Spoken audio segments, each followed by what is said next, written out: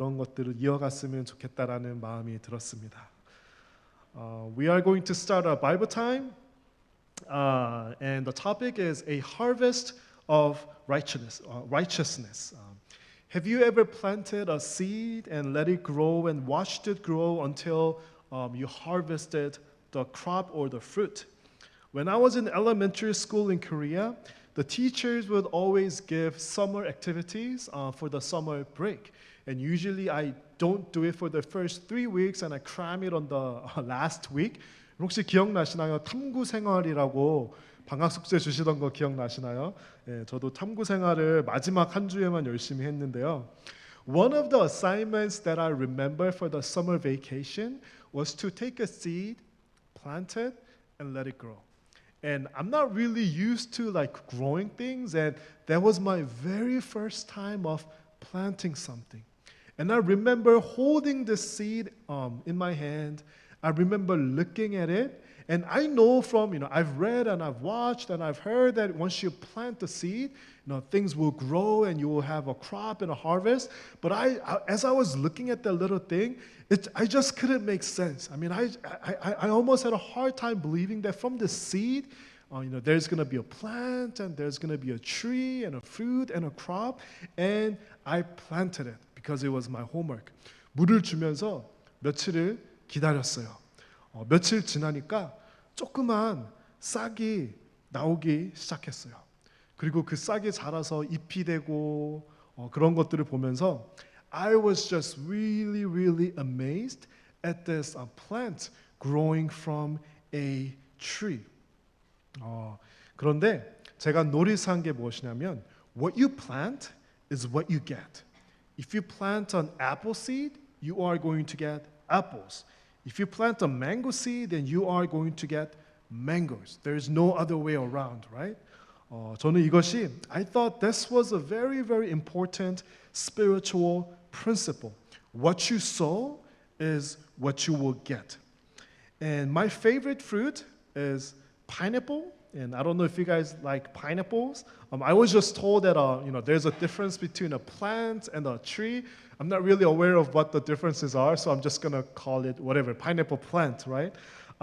For my honeymoon, I went to Hawaii, and there is a Dole plantation, and it's a place where there's so many plants for the pineapples, and I just love that.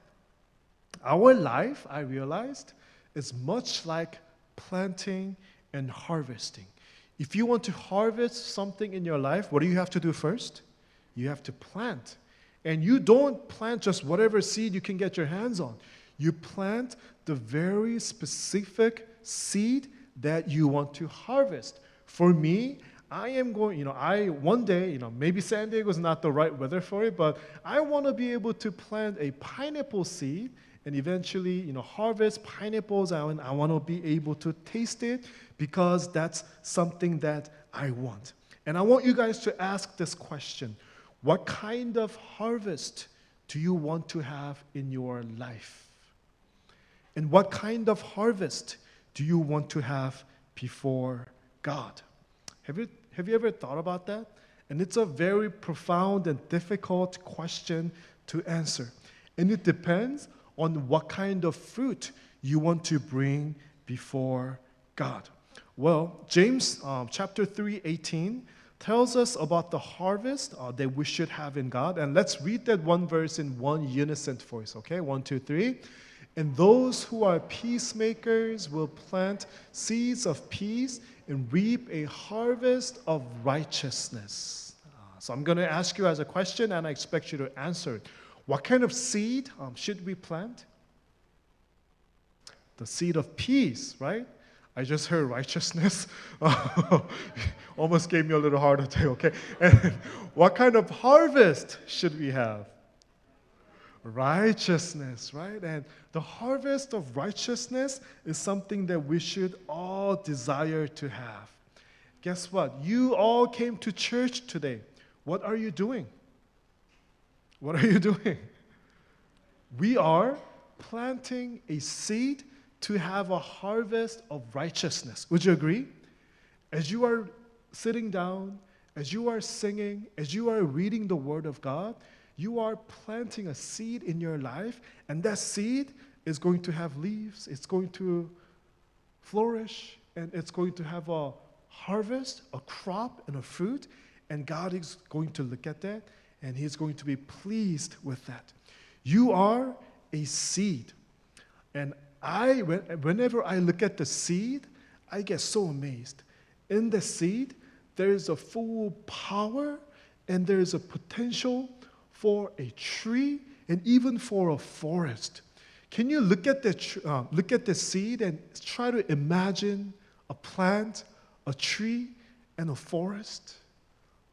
Man, it's pretty amazing, and God has placed all the power, all the potential within the seed. And guess what? You are the seed. God looked at you. When God made you, God has placed all the power, all the potential, His dreams, God's vision for this world, and I am going to put everything together into this small seed, and God has put it inside you.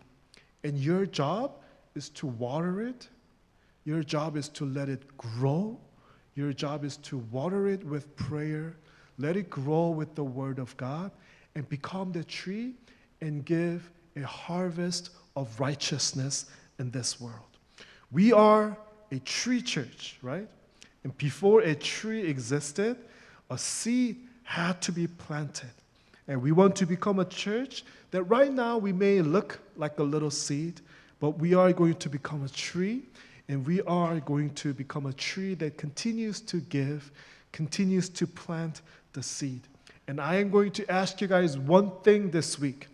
As you not only on Sundays, but during the week, I want you to set aside a time, maybe as a family, to pray together, to read together. And guess what that is? It is planting the seed, and you will harvest the fruit